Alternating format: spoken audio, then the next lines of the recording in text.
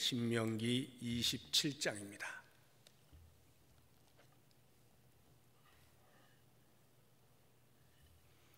신명기 27장 4절에서 8절까지 말씀입니다.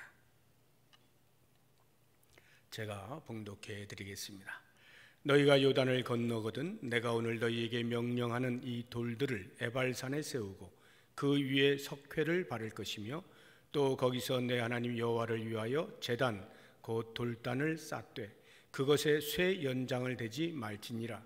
너는 다듬지 않은 돌로 내 하나님 여호와의 제단을 쌓고 그 위에 내 하나님 여호와께 번제를 드릴 것이며 또 화목제를 드리고 거기에서 먹으며 내 하나님 여호와 앞에서 즐거워하라. 너는 이 율법의 모든 말씀을 그 돌들 위에 분명하고 정확하게 기록할지니라. 아멘. 신명기 12장부터 26장까지는 모세가 모압 땅에서 가나안 땅에 들어가게 되어질 제2세대 백성들에게 하나님의 말씀이 이와 같다 하고 율법의 핵심적인 것들을 소개하고 그 율법을 잘 지켜줄 것을 당부하고 명령하는 내용이 나와 있습니다. 그리고 이제 그 다음 바로 27장에 나오고 있는 것은 그래서 너희가 가나안 땅에 들어가게 되면 다른 그 무엇보다 먼저 돌비와 돌단을 축조하도록 해라, 이렇게 명령을 하는 것을 볼 수가 있습니다. 오늘 우리가 읽은 본문의 말씀이 바로 그 내용입니다. 왜 돌비와 돌단을 축조하게 했는지, 그 의미가 무엇인지 우리가 하나씩 살펴보도록 하겠습니다. 먼저 돌비입니다. 돌비를 세우는 목적은 율법을 기록하는 것입니다. 12장부터 26장까지 많은 분량들을 이야기했는데 그것들을 전부 돌비에 새기도록 그렇게 명령을 하신 것입니다. 4절을 보시게 되면 너희가 요단을 건너거든 내가 오늘 너희에게 명령하는 이 돌들을, 이렇게 되어 있죠. 이 돌들을, 그러니까 돌비를 세우는데 돌 하나에 그 많은 분량의 율법을 다 기록할 수가 없잖아요. 그러니까 돌들을, 여러 돌들을 준비해서 그 돌들의 율법을 기록을 하라, 이렇게 말씀을 하고 있는 것입니다. 그렇다면 왜 돌에 새기게 하셨을까 할 때 이 돌에 새긴다는 것은 무엇보다도 오래 보존하기 위함이겠죠. 하나님의 말씀의 영원성을 상징적으로 보여주고 있는 것입니다. 하나님의 말씀은 영원하다. 풀은 마르고 꽃은 시들지만 주의 말씀은 영원하다 하는 말씀처럼 하나님의 말씀의 영원성을 상징적으로 돌에 새기도록 명령을 하신 것입니다. 그냥 돌에 새기는 것이 아니라 돌 위에 석회를 바르라고 말씀을 하고 있습니다. 4절 뒷부분을 보시게 되면 그 위에 석회를 바를 것이며 이렇게 나오죠. 돌 위에 석회를 바르라. 석회하면 오늘날로 쉽게 이야기하자면 하얀 페인트 칠을 해라, 이렇게 이해를 하시면 되겠습니다.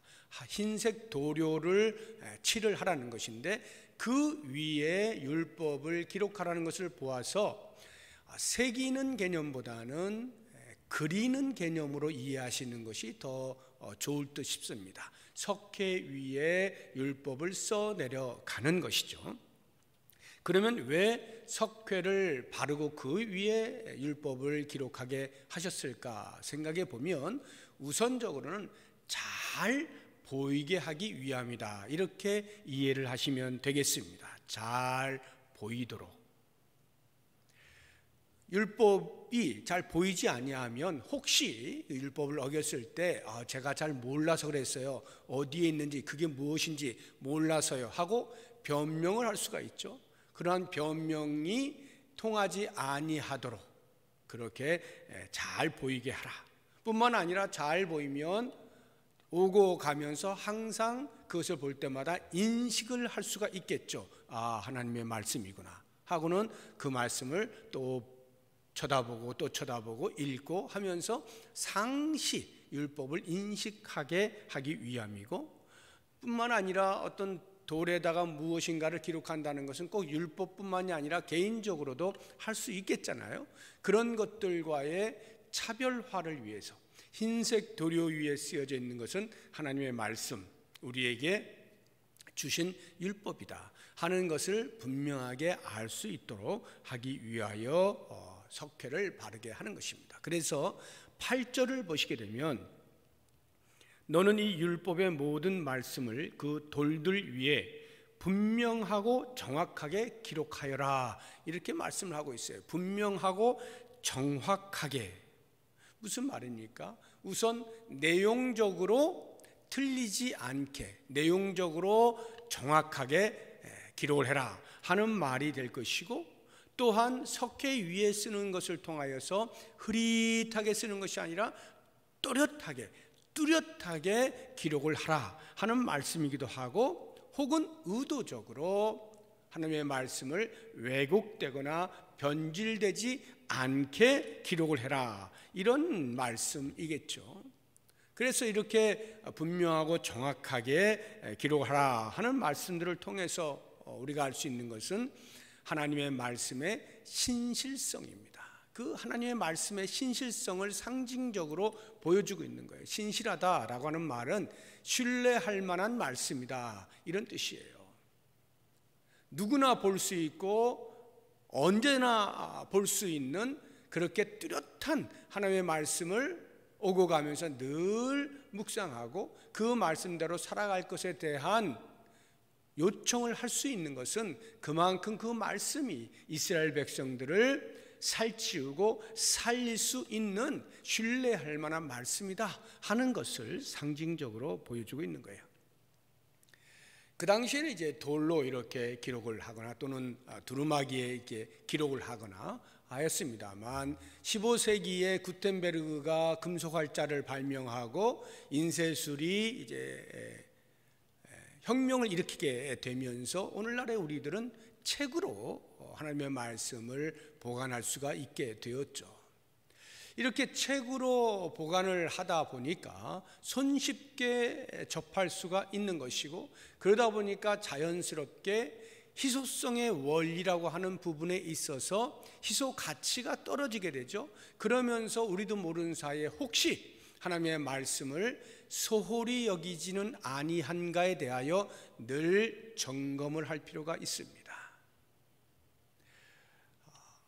손에 쥐기가 힘들 때는 그 가치가 기본적으로 상승하게 되면서 얼마나 귀한 하나님의 말씀인가에 대해서 그냥 저절로 마음으로부터 우러나오게 되는데, 너무나 쉽게 우리의 가정에서도 성경책이 여기도 있고 저기도 있고 방마다 있고 할 만큼 많이 있고 쉽게 접할 수 있다라고 하는 것 때문에 혹이라도 우리의 마음속에서부터 하나님의 말씀의 가치를 소홀히 여기거나 또는 경홀히 대하는 일이 없어야 하겠다 하는 것입니다. 그렇기 때문에 구약이든지 신약이든지 이렇게 하나님의 말씀을 돌비에 새겨라 라고 하는 것은 궁극적으로는 우리의 마음, 신비의 새기라는 것과 같은 말입니다. 그래서 신명기 지금 27장에 이렇게 돌에 새겨라 라고 말씀하시지만 실제 이 의미는 마음의 새기라는 것과 같은 말인 것을 이미 신명기 앞서 이야기를 해놓고 있습니다. 신명기 6장 6절 말씀을 보겠습니다. 오늘 내가 네게 명하는 이 말씀을 너는 마음에 새기고, 마음에 새기라 분명하게 말씀하는 거예요. 그러니까 돌에다가 기록을 한다 하여서 그것이 그냥 기념비적으로 그렇게 세워라 하는 의미가 아니라 늘 그것을 보면서 너희들 마음에 꼭꼭 새겨 넣어라, 이 말씀을 하고 있음을 알게 되는 것입니다. 신약에도 역시 마찬가지예요. 고린도후서 3장 3절 말씀을 봅니다. 너희는 우리로 말미암아 나타난 그리스도의 편지니 이는 먹으로 쓴 것이 아니요 오직 살아계신 하나님의 영으로 쓴 것이며 또 돌판에 쓴 것이 아니요 오직 육의 마음판에 쓴 것이라. 마음판에 쓴 것이라.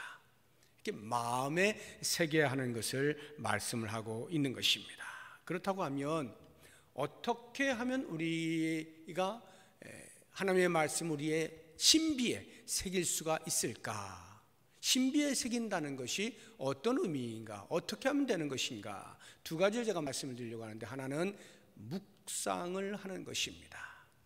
말씀을 반복하여 생각하는 것을 가리켜서 묵상이라고 합니다. 어떤 문제가 발생했는데 그 문제를 반복해서 생각하면 그것은 염려입니다. 그러나 하나님의 말씀은 반복하여 생각하면 할수록 그것이 묵상이 되어서 우리의 마음에 새겨지게 되는 것입니다. 내년에 우리가 큐티를 한다라고 지난 주일에 말씀을 한번 드린 적이 있습니다. 큐티라고 하는 것이 바로 이 묵상을 의미하는 것입니다. 하나님의 말씀을 좀 더 깊이 생각하는 것입니다. 반복하여 보는 것입니다. 콰이엇 타임이지만 조용한 시간에 하나님의 말씀을 반복하여 내가 본다 하는 의미입니다. 그래서 내년에 이 큐티를 한다는 것은 바로 이 묵상 훈련을 한다라고 생각을 하시면 되겠습니다. 두 번째, 우리의 마음에 하나님의 말씀을 새기는 방편으로서는 순종입니다. 순종이라는 말을 잘 이해하셔야 됩니다. 우리가 옛말에 백문이 불여일견이다 하는 말이 있잖아요. 100번 듣는 것보다 한 번 보는 것이 낫다는 뜻이죠. 그렇게 본다고 하면 저는 이 순종을 이렇게 표현을 해보고 싶은 거예요. 백사가 불여일행이다. 백사, 100번 생각하는 것, 100번 묵상하는 것보다 한 번 행하는 것이 더 낫다 이 말이에요. 묵상을 아무리 많이 해도 그 말씀에 대하여 실천하는 행위가 없으면 묵상은 그냥 사장되고 마는 것이에요. 백사가 불여일행입니다. 그래서 우리가 큐티를 할 때 아주 중요하게 여기는 것 중에 하나가 묵상을 한 이후에 우리의 삶에서 어떻게 적용할 것이냐 하는 적용 부분을 꼭 생각하고 적어보고 그것을 실천하는 거예요. 그랬을 때 그 큐티가 가치가 있게 되는 것입니다. 이렇게 마음에 새겨진 하나님의 말씀은 우리의 삶의 능력으로 나타나게 됩니다. 어떤 현상으로 그 말씀의 능력이 나타나는가? 두 가지를 생각해 보면, 하나는 죄를 멀리 할 수 있게 되어집니다. 시편 119편 11절 말씀 봅니다. 내가 주께 범죄하지 아니하려 하여 주의 말씀을 내 마음에 두었나이다. 말씀이 내 마음 가운데 새겨져 있으면 그 말씀으로 인하여서 우리의 연약한 육체가 언제든지 죄에 현혹되어 넘어지고자 할 때에 그 말씀이 등장합니다. 그리고는 그러한 죄의 자리에서부터 떠나게 만들어주고 죄를 멀리하게 만들어주는 거예요. 이것이 신비에 새긴 하나님의 말씀의 능력입니다. 뿐만 아니라 우리의 신비에 하나님의 말씀이 새겨져 있으면 우리의 삶이, 우리의 행실이 언제나 정결하고 단정할 수가 있어요. 다시 시편 119편 9절 말씀을 보겠습니다. 청년이 무엇으로 그의 행실을 깨끗하게 하리이까? 주의 말씀만 지킬 따름이니이다. 주의 말씀이 우리로 하여금 생활의 단정함을 가져다 주는 거예요. 언제나 정결을 추구하도록 만들어준다 하는 것이죠. 그런 면에서 볼 때 이렇게 하나님의 말씀을 다른 그 어디가 아닌 우리의 마음, 신비에 새기는 것이 매우 중요합니다. 이것이 바로 돌비에 새기는 말씀의 의미예요. 그렇게 보면 하나님의 백성, 오늘날로 하면 성도는 하나님의 말씀을 삶의 근간으로, 삶의 기초로 삼아야 한다는 것을 알 수가 있게 됩니다. 이 말씀이 새겨지는 그 돌비를 어디에 세우느냐? 오늘 말씀 다시 4절을 보게 되면 너희가 요단을 건너거든 내가 오늘 너희에게 명령하는 이 돌들을 에발산에 세우고, 이렇게 돼 있죠. 에발산에 세우라. 여기에는 어떤 의미가 있어요. 세겜 땅을 중심으로 해서 북쪽으로 에발산이 있고 남쪽으로 그리심산이 있습니다. 그래서 에발산과 그리심산이 서로 마주보고 있거든요. 그런데 하나님께서 말씀하시는 거예요. 너희가 가나안 땅에 들어가게 되면은 에발산에 6지파가 서고 그리심산에 6지파가 서라. 그리고 에발산에서는 저주의 말씀을 선포하고 그리심산에서는 축복의 말씀을 선포하라. 이렇게 명령을 하셔요. 그러니까 에발산은 저주의 말씀을 선포하는 자리예요. 그런데 그 자리에 돌비를 세우라고 말씀을 하시는 거예요. 우리가 생각할 때는 축복의 말씀이 선포되어지는 곳에 하나님의 말씀 율법이 기록되는 돌비를 세우는 것이 정상인 것처럼 생각이 들잖아요. 그런데 왜 하필이면 저주의 말씀이 선포되어지는 그 산에다가 돌비를 축조하라고 하셨을까? 그것은 어떤 의미가 있느냐 하면 율법의 기능이 무엇인가를 우리에게 알려주고 있는 거예요. 율법의 기능이 무엇입니까? 우리가 오늘날에 이제 우리 대한민국의 헌법이 있잖아요. 또는 뭐 각종 법들이 여기저기 있잖아요. 뭐 교통법규를 쉽게 한번 생각해 보세요. 법이 있으면 그 법을 잘 지켜서 상 주는 것 있나요? 없어요. 법을 잘 지키면 해를 받지 않는 것뿐이지 상을 주지는 않습니다. 그런데 법을 어기면 그에 상응하는 벌을 받게 되어 있어요. 율법의 기능이 마치 그와 같다는 것입니다. 물론 하나님께서는 너희들이 내가 지금 명령한 이 율법을 잘 지키면 내가 이러이러한 복을 줄 거야 하고 복에 대한 말씀도 하십니다. 그런데 그 복에 대한 말씀의 양보다 너희들이 이 말씀들을 제대로 지키지 못하게 되면 이러이러한 저주를 받게 될 거야 하는 저주의 말씀이 훨씬 양이 많아요. 28장에 보면 앞부분에 조금 축복의 말씀이 나오고 지키지 못했을 때의 저주의 말씀이 그 뒤로 길게 나옵니다. 그 말의 의미는 율법의 기본적인 기능은 상을 주는 것에 있지 아니하고 죄를 억제시키는 것에 그 기능이 있다는 것이고, 뿐만 아니라 죄를 짓게 되면 율법을 어기게 되어지면 정죄를 하는 기능을 갖는다. 이것이 율법의 기능이라는 것을 알려주고 있는 거예요. 그래서 저주의 말씀이 선포되어지는 에발산에 돌비를 세우도록 말씀을 하고 있는 거예요. 이것은 우리로 하여금 인간의 힘이 율법을 지킬 만한 아무런 능력을 갖추지 못하고 있는 것에 대한 인간의 연약함을 깨닫고 무엇인가 밖에서부터 돕지 아니하면 스스로 어떻게 할 수 없는 존재임을 이 율법 앞에서 스스로 깨닫게 만들어주는 거예요. 자, 그러면 이제 그 다음 돌단을 보도록 하겠습니다. 돌단을 축조하라 하는 것인데, 이 돌단은 제단을 말하는 거예요. 희생제사를 드리기 위하여 필요한 제단을 말하는데 그것을 돌로 만들어라, 이런 의미인데요. 왜 제단을 만들게 하셨을까? 그 목적이 5절에 나옵니다. 5절을 보시면 또 거기서 내 하나님 여호와를 위하여 제단 곧 돌단을 쌓되 해서 여호와를 위하여 제단을 쌓으라고 말씀을 하는 것입니다. 여호와를 위하여, 다시 말하면 하나님께 제사 드리는 것이 곧 여호와를 위한 것이다, 이 말이고, 우리 신약의 용어로 표현하자고 하면 하나님께 예배를 드리는 것이 곧 여호와를 위한 것이다 하는 것을 알게 됩니다. 그러니까 우리의 예배 행위는 기본적으로 여호와를 위한 거예요. 더 구체적으로 이야기하면 여호와의 영광을 위하여 예배를 드리는 것이죠.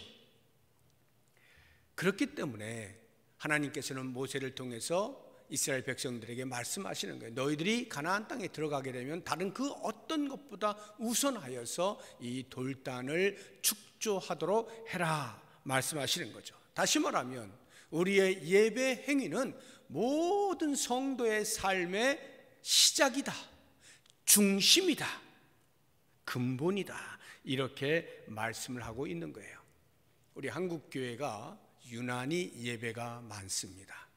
전 세계 어디를 돌아가 보아도 우리나라만큼 예배를 많이 드리는 나라가 없어요. 정말 많이 드립니다. 주일에 하루 종일 예배 드리죠. 수요일 날 드리죠. 금요일 날 드리죠. 매일 새벽마다 드리죠. 이것은 정기적인 모임이에요. 비정기적으로도 얼마나 많은 예배를 드린지 몰라요. 가정마다 가정에서 때가 되면 예배를 드립니다. 추도 예배를 드리죠. 임직했다 임직 예배 드리죠. 이사했다 이사 예배 드리죠. 개업했다 개업 예배 드리죠. 이런저런 예배들이 얼마나 많은지 몰라요. 정말 감사한 일입니다.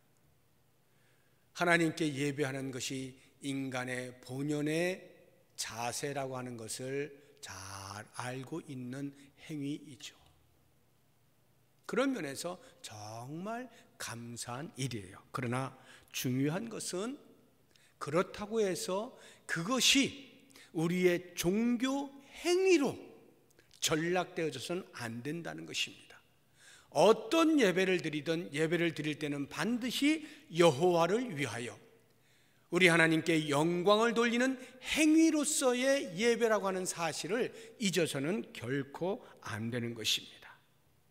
그래서 그 예배의 내용을 우리가 보게 되어지면 오늘 말씀에서 번제와 화목제를 드려라 이렇게 말씀을 하고 있는데, 여기를 통해서 우리가 예배의 내용들을 몇 가지 살펴볼 수가 있어요. 먼저 번제를 통해서 우리가 알 수 있는 것은 예배의 내용 가운데는 반드시 회개와 감사가 있어야 한다는 것입니다. 번제가 무엇입니까? 희생 제물이 있잖아요. 우리의 모든 죄를 동물에 전가를 시켜서 그 동물이 희생되어짐으로 인하여 우리가 깨끗하게 되었다 하는 것이잖아요. 바로 그 행위 속에 우리의 모든 죄악들을 토해내는 것이죠. 하나님, 제가 이러한 죄를 지은 사람입니다. 이 죄를 용서해 주옵소서 하고는 그 동물에게 전가를 시키는 거거든요. 회개가 반드시 필요해요. 뿐만 아니라 그렇게 회개하였을 때 하나님께서 그 동물을 받으심으로 우리의 모든 죄를 사하시고 받아주셨다 하는 차원에서 우리는 감사를 올려드려야 하는 것입니다. 그래서 번제의 행위를 통해서 우리는 회개와 감사가 있다는 것을 알 수가 있습니다. 또 하나 이 번제에서 기억해야 되는 것은, 번제라고 하는 것은 그 동물을 전부 다 태워서 하나님께 올려드리는 거잖아요. 그런 것처럼 우리 자신을 태워서 하나님께 드린다 하는 개념이에요. 즉 헌신을 의미하는 것입니다. 그래서 우리 예배 속에는 반드시 헌신이 필요해요. 예배를 드리는 중간중간에도 그렇고 말씀을 들을 때도 아멘 아멘 하는 것이 우리의 헌신을 다짐하는 것이고, 다 끝나고 예배당을 떠날 때에 우리가 반드시 하나님 앞에 헌신의 기도를 드리는 거예요. 이제 생활 속으로 나아가서 제가 하나님의 자녀로서 이렇게 살겠습니다, 들은 말씀을 가지고 이렇게 살겠습니다 하는 기도를 하는 거예요. 이런 헌신이 예배 가운데 반드시 있어야 하는 것입니다. 화목제를 통하여 우리가 예배 내용들을 살펴보게 되면 찬양이 있어야 돼요. 예배 가운데는 반드시 찬양이 있어야 되는데, 오늘 말씀을 보게 되면 7절에 또 화목제를 드리고 거기에서 먹으며 내 하나님 여호와 앞에서 즐거워하라 이렇게 되어 있죠. 여호와 하나님 앞에서 즐거워하라 하는 것을 하나님과 우리 이 성도, 인간과의 관계 속에서 이해를 하자고 하면 그 기쁨과 즐거움이라고 하는 것은 당연히 우리의 편에서는 찬양을 통하여서 표현이 되어지는 것입니다. 하나님 영광 받으세요 하고는 우리의 기쁨을 찬양으로 표현을 하는 것이죠. 그런 면에서 찬양은 반드시 있어야 됩니다. 또 하나 이 화목제에서 볼 수 있는 것은 은혜입니다. 은혜. 예배를 통하여서 위로 하나님께 영광을 돌리는 것이지만 하나님께서는 그것을 받는 것으로 그치지 아니하시고 우리들에게 은혜를 베푸십니다. 예배의 시간을 통해서 우리에게 은혜를 베푸시는 거예요. 이 화목제라고 하는 이 히브리어가 쉘라밈이라고 하는 단어인데, 이것이 우리가 흔히 평안을 빈다라고 할 때의 인사는 샬롬이라고 하는 단어에서 파생된 거예요. 그러니까 화목제라고 하는 것이 샬롬을 의미하는 거예요. 하나님 앞에 우리가 우리의 모든 죄 사함을 받고 찬양을 올려드리고 할 때 하나님께서는 그 예배를 받으시면서 우리에게 평안을 끼치시는 거예요. 우리의 모든 죄를 사하시면서 우리 모두가 평안을 누리는 거예요. 그것이 위로부터 내려오는 하나님의 은혜인 것이죠. 그래서 예배 시간에는 반드시 하나님의 은혜를 사모하는 것이고 그 은혜가 예배를 통하여 흘러내려온다 하는 것을 우리가 잊지 말아야 돼요. 그래서 우리의 마음속에는 예배를 드릴 때마다 그 은혜를 사모하면서 나오게 되는 것이고, 그러할 때 활짝 마음문을 열고 주님이 주시는 은혜를 마음껏 담는 것이죠. 그러면서 샬롬을 경험하는 거예요. 평안을 경험하는 거예요. 우리 하나님 안에 있을 때에 우리의 삶이 얼마나 평안한가 하는 것을 예배 시간을 통하여서 늘 경험하게 되는 것입니다. 또 하나 이 화목제를 통하여서 우리가 알 수 있는 예배의 내용은 교제입니다. 이 교제는 위로는 하나님과 당연히 교제이죠. 그러나 옆으로 성도 간의 교제도 동일하게 이야기가 되고 있어요. 다시 7절을 보시면, 또 화목제를 드리고 거기에서 먹으며 할 때 화목 제물로 드린 그 제물의 일부를 제사장에게 드리고 나머지는 전부 참여한 사람들이 함께 나누어 먹는 것이 화목 제물의 특징이에요. 이렇게 나누어 먹는다는 것이 성도 사이의 교제를 말하는 것이고, 하나님 여호와 앞에서 즐거워하라라고 할 때 위로 하나님께 기쁨이 되는 것은 찬양이지만 옆으로 성도 사이의 기쁨과 즐거움이라는 것은 곧 교제를 말하는 거예요. 성도 간의 교제가 반드시 예배 안에 있어야 하는 것이죠. 예배를 통하여서 우리가 피차에 많은 이야기를 나누지는 않지만 서로가 한 하나님을 섬기는 존재들임에 대한 인식과 더불어서 그런 영적인 교제 속에서 하나님을 예배할 때 그 예배가 온전하게 되어지는 것입니다. 과연 우리들은 이러한 예배를 드리고 있는가를 잘 보아야 돼요. 성도 간의 교제라고 하는 것이 얼마나 중요한 건지 몰라요. 그래서 신약 시대에도 초대교회의 이 예배 가운데는 이 성도 간의 교제가 빠지지가 않았어요. 우리가 한번 보죠. 사도행전 2장 46절을 보시면, 날마다 마음을 같이하여 성전에 모이기를 힘쓰고 집에서 떡을 떼며 기쁨과 순전한 마음으로 음식을 먹고, 이렇게 음식을 먹는 것을 통하여 자연스럽게 교제가 되어지고 그 교제 속에는 반드시 기쁨, 즐거움이라고 하는 요소가 있게 마련인 거예요.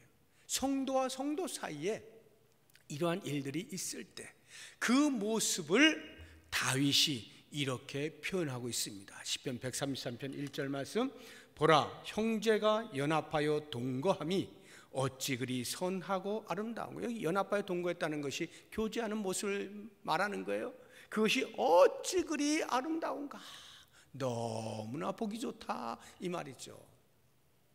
저는 이러한 말씀들을 통해서 우리가 오늘날 예배를 드리면서 그 예배 가운데에서 과연 이러한 내용들을 담고 있느냐 하는 것들을 돌아볼 필요가 있어요. 어느 누구랄 것 없이 예배에 참여하는 모든 성도들은 이와 같은 예배의 내용들을 잘 알고 이러한 내용들이 표현될 수 있도록 수고를 해야 되는 것입니다. 그리고 늘 생각을 해야 되는 거예요. 무엇보다도 소홀하기 쉬운 성도 간의 교제라고 하는 이 부분을 우리가 명심해야 됩니다. 한 하나님을 섬긴다 하면서 한 교회 안에서 피차에 좋지 않은 감정들을 그대로 담은 채 그렇게 지내고 있다고 한다면 참으로 문제가 큰 거죠. 으르렁으르렁거리는 일들이 있다고 하면 문제가 큰 거예요. 하나님을 예배하는 행위는 없는 거예요. 그러므로 우리들은 설령 때로 우리와 생각이 같지 아니하고 갈등이나 충돌이 없지 않다 할지라도 그러한 속에서도 계속해서 우리는 주님의 성품을 생각하면서 스스로를 절제하고 감정을 다스리면서 그렇게 한 하나님을 섬기는 성도와 성도의 존재 가치를 생각하면서 계속해서 이와 같은 교제를 나누면서 예배를 할 때 그 예배가 하나님께서 기뻐 받으시는 예배가 될 수 있는 것입니다. 돌단을 축조할 때 그 방법에 대해서 같이 생각해 보겠습니다. 오늘 말씀을 보니까 다듬지 않은 돌 또는 쇠 연장을 대지 말라 이렇게 되어 있는데요. 5절 다시 보게 되면 또 거기서 내 하나님 여호와를 위하여 제단 곧 돌단을 쌓되 그것에 쇠 연장을 대지 말지니라. 쇠 연장, 철기로 어떤 예를 들어 정으로 쪼은다든가 하는 이런 것을 하지 말라는 거예요. 6절에 보면 너는 다듬지 않은 돌로, 다듬지 않았다는 말은 자연석을 말하는 거예요. 자연석으로 제단을 쌓아라 이렇게 말씀을 하고 있는 것입니다. 자, 그러면 왜 자연석이어야 하느냐? 이것이 그냥 말하다 보니까 그냥 이렇게 나와서 한 말이 아니죠. 다 뜻이 있는 거예요. 다듬지 않은 돌로 해야 되는 이유가 있는 거예요.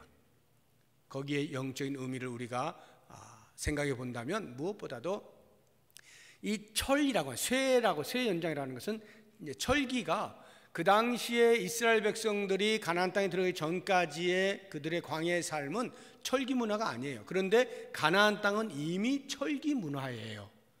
그래서 쇠 연장을 대지 말라는 말의 의미는 그 가나안 땅의 문화, 철기 문화인 그 문화에 동화되지 말아라 하는 거예요. 섞이지 말라는 거예요. 그 문화 속에 섞이는, 다시 말하면 세속화가 되어서는 안 된다, 이 말을 이야기하고 있는 것입니다.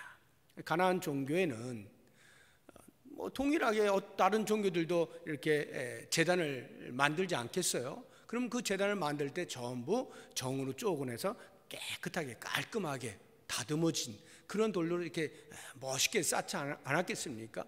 그러한 종교, 가나안 종교의 관행을 없애라 이런 말이에요. 이 말씀은요, 출애굽기 당시에 이미 십계명을 수여하고 나서 하나님께서 말씀하신 내용입니다. 이미 오래전에 이야기를 하신 거예요. 우리 출애굽기 20장 25절을 보겠습니다. 내가 내게 돌로 제단을 쌓거든. 원래 이 앞쪽을 보시게 되면, 앞쪽은 이제 소개는 안 합니다만 앞쪽에 보면 돌단이 아니라 토단을 쌓으라고 합니다. 흙으로 쌓으라래. 그런데 만약 돌로 쌓아야 되는 경우가 생긴다면 이 말이에요. 내가 내게 돌로 제단을 쌓거든 다듬은 돌로 쌓지 말라. 내가 정으로 그것을 쪼면 부정하게 함이니라. 하나님의 제단을, 하나님께 제사를 드리기 위하여 만드는 그 제단을 정으로 쪼으면 부정하게 된다? 그 정이 무슨 부정을 탈 일이 있겠어요? 그러니까 정 자체의 문제가 아니겠죠? 그 가나안의 문화를 가지고 하나님을 예배하는 것에 혼합하지 말아라, 이 말이죠. 또 하나의 영적인 의미를 보자고 하면 이렇게 다듬지 않은 돌이라고 하는 말은 하나님을 예배할 때 인위적인 또는 형식적인 예배를 드려서는 안 된다, 이 말이에요. 다시 말해서 눈에 보이는 신앙을 배제하라 이런 거예요. 눈에 보이는 신앙, 남들에게 보여주는 신앙, 이런 것은 진정으로 하나님께서 받으실 만한 예배가 아니라는 말이죠. 중심을 보시는 하나님께 예배를 하라는 거예요. 사람들이 나를 어떻게 볼까? 이렇게 다른 사람들은 다 이렇게 하는데 나만 이렇게 하면 또 어떻게 생각할까? 이렇게 보이는 신앙으로 인위적으로 자기적으로 만들어서 하나님을 예배하지 말라는 뜻입니다. 이 말은요, 자칫 우리가 잘못 생각하면 다듬지 않은 돌로 이렇게 축조하라는 말에서 아무렇게나 막 있는 대로 있는 돌 가지고 그냥 막 쌓아, 이렇게 혹시 오해하시면 안 돼요. 그러니까 정성이 필요하지 않다, 이런 의미가 아닌 것입니다.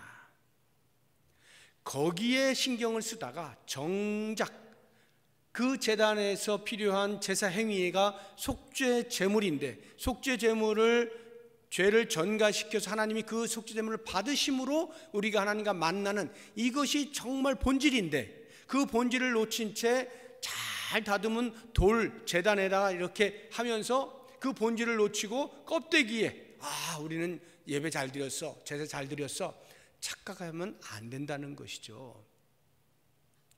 속죄 제물에 초점을 맞춰라라고 하는 거예요.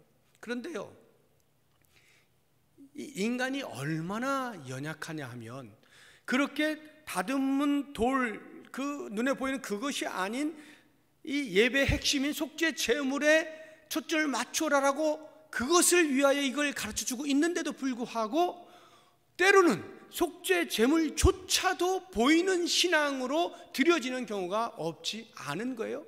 하나님께서는 가슴이 찢어지는 거예요. 야, 얘네들이 그렇게 인위적인 그러한 가식적인 형식적인 예배 드리지 말라고 다듬지 않은 돌로 축조하라고 말했는데, 이제는 심지어 이 속죄 제물에까지도 그렇게 인위적이고 가식적인 행위로 드려지게 되는구나 하고 가슴 아파하는 일들이 발생하게 됩니다. 이사야서 1장 한번 보겠습니다. 11절 12절. 여호와께서 말씀하시되 너희의 무수한 제물이 내게 무엇이 유익하뇨? 나는 순양의 번제와 살진 짐승의 기름에 배불렀고 나는 수송아지나 어린 양이나 순념소의 피를 기뻐하지 아니하노라. 너희가 내 앞에 보이러 오니 이것을 누가 너희에게 요구하였느냐? 내 마당만 밟을 뿐이니라. 보이러 오는, 보이는 신앙에 젖어버린 속죄의 제물을 화려하게 하나님께 드림으로써 에헴하고 정말 나는 제대로 제사를 드리는 거야 착각을 하는 이러한 이스라엘 백성들을 향해서 하나님께서 말씀하시는 거예요. 나는 그런 거 도무지 알지 못해. 그런 거 나는 받지도 않아. 관심도 없어. 너희가 그저 마당만 밟을 뿐이야. 나를 만나지 못하는구나. 보이러 올 뿐이로구나. 이렇게 한탄을 하시는 거죠. 하나님께서는 철저하게 우리의 예배 가운데 종교 행위를 배격하라고 말씀하시는 거예요. 종교적인 행위로서 예배를 드리는 것이 아닌 살아계신 하나님을 만나는 진실한 교제가 있는 예배를 원하시는 겁니다. 과연 우리의 예배 삶에 있어서 그러한가 하는 것 돌아보시고, 이러한 예배를 요청하시는 하나님은 단순히 함께 모여서 예배하는 이러한 공식적인 예배의 자리뿐만이 아니라 우리의 삶의 전 영역에서의 예배자의 태도를 가져야 하는 것임을 요청한다 하는 것을 우리가 꼭 잊지 말아야 하는 것입니다. 이제 마지막으로 한 가지만 더 보고 말씀을 마치겠습니다. 에발산에 돌비를 세우고 돌단을 축조하라 이렇게 말씀을 하셨는데, 돌비와 돌단이 한 장소에 축조되어지는 것에는 어떤 의미가 있느냐 하는 것을 잠깐 생각을 해보겠습니다. 이것은 하나님의 말씀이 적혀있는 율법과 돌단은 제사죠. 율법과 제사의 관계라는 것을 금방 알 수가 있습니다. 그런데 언제 제사를 드리느냐? 율법대로 살려고 애를 쓰는데 그렇게 못 살고 죄를 지었어요.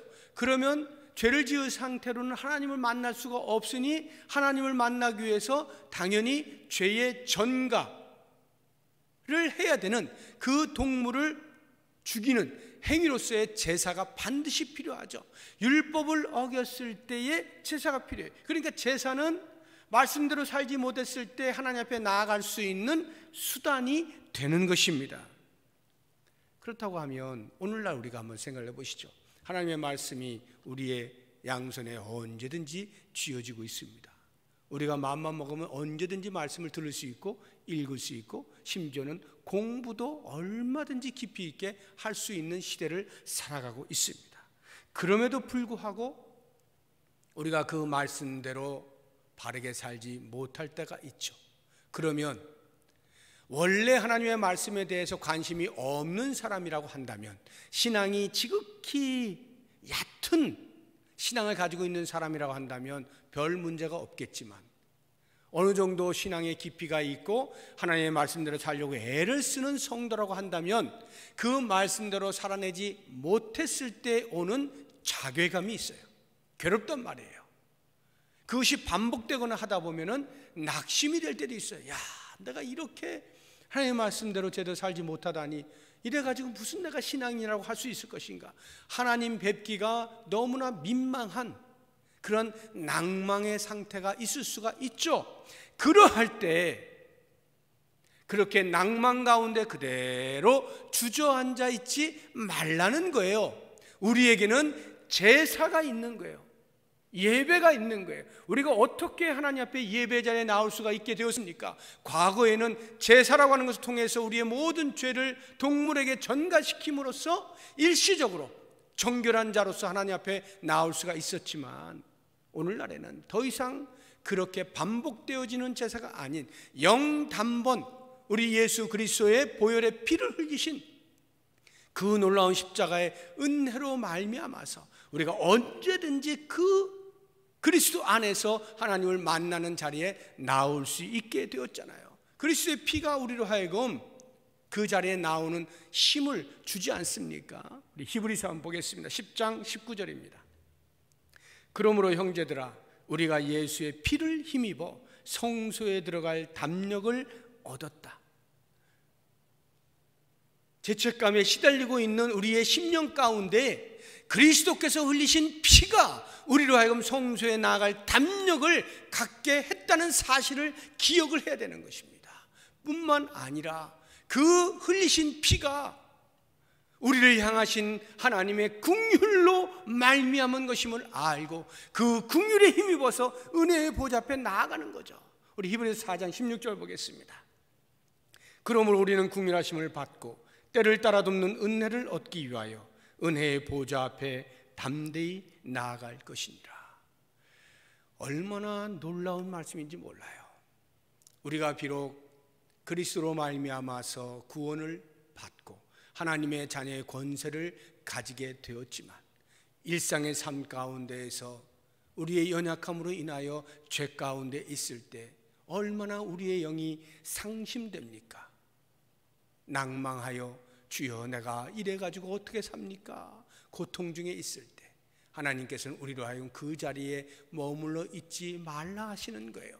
그리스도의 피가 우리로 하여금 주 앞에 나올 담력을 허락해 준 것이고, 그 놀라운 은혜와 긍휼이 우리로 하여금 은혜의 보좌 앞에 날마다 나아갈 수 있게 해준다는 사실을 꼭 기억하면서, 넘어지십니까?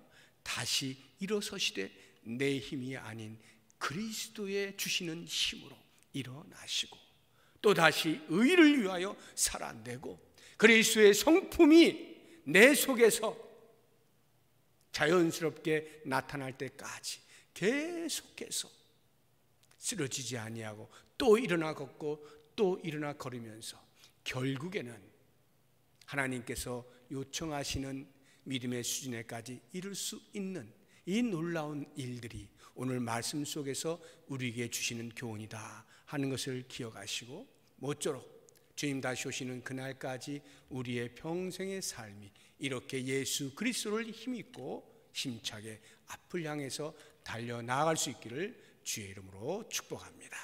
기도하겠습니다. 하나님 아버지,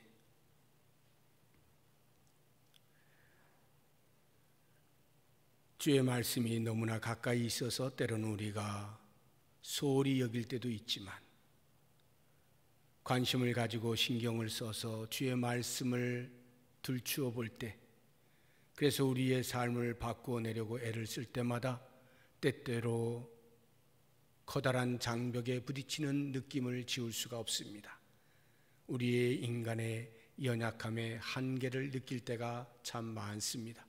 그럴 때마다 스스로 자괴감에 휩싸여서 주저앉거나 지쳐 쓰러지거나 포기하는 일이 없게 하시고, 그럼에도 불구하고 그 연약한 인간을 위하여 십자가에서 피 흘려 죽으신 예수 그리스도의 그 놀라운 긍휼과 은혜를 기억하고 계속해서 은혜의 보좌 앞에 나와 주의 은혜를 구하며 베푸시는 은혜를 따라 다시 힘있게 걸어갈 수 있는 우리의 신앙생활이 되게 하여 주옵소서.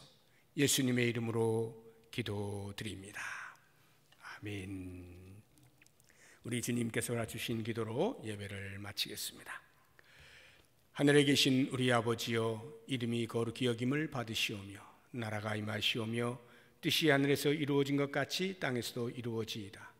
오늘 우리에게 일용할 양식을 주시옵고 우리가 우리에게 죄 지은 자를 사하여 준 것 같이 우리 죄를 사하여 주시옵고 우리를 시험에 들게 하지 마시옵고 다만 악에서 구하시옵소서. 나라와 권세와 영광이 아버지께 영원히 있사옵나이다.